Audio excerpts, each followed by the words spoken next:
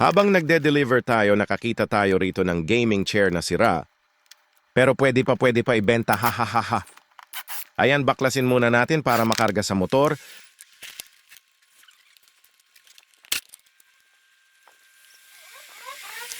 Kung sakaling may gaming chair kayo, dyan nasira at naghahanap ng replacement parts ng gaming chair nyo, nasa yellow basket lang yan or nasa comment section ng link.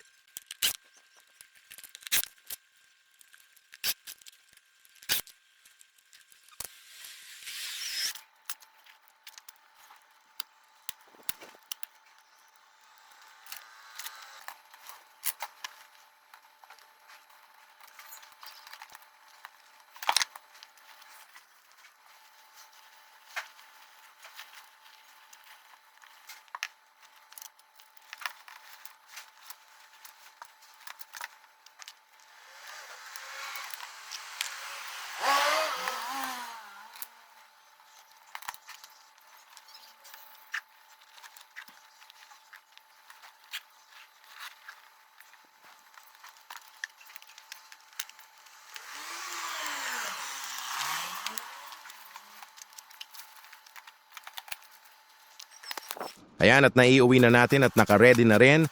Diyan ang replacement parts ng gaming chair na na-order natin online. Gumastos tayo 800 para sa replacement parts. Ayusin na natin at pagkatapos ayusin diretso benta sa marketplace.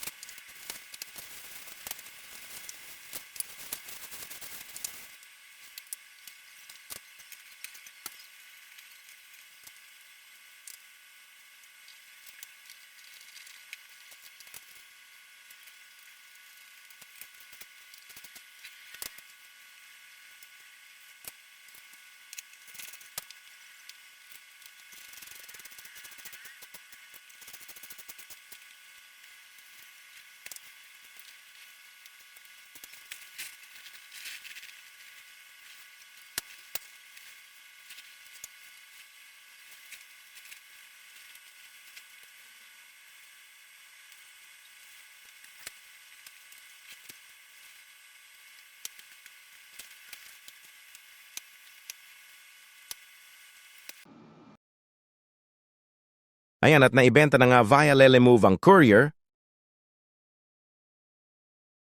Maraming salamat sa bumili, di na naman masabaw ang noodles namin.